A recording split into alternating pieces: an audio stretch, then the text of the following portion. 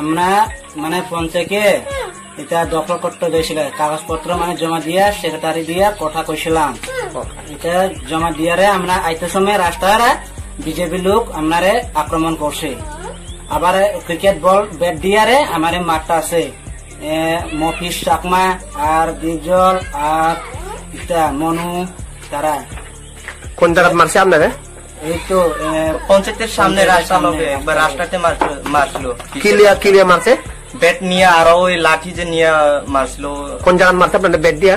Bat জায়গা ওই তো এদিকেও মারছে, ওই এদিকেও মারছে, আবার এখানে মারছে। অনেক হাতও খুলে গেছে, এখন লটও পারে না। দেখো না কটার সময়? তো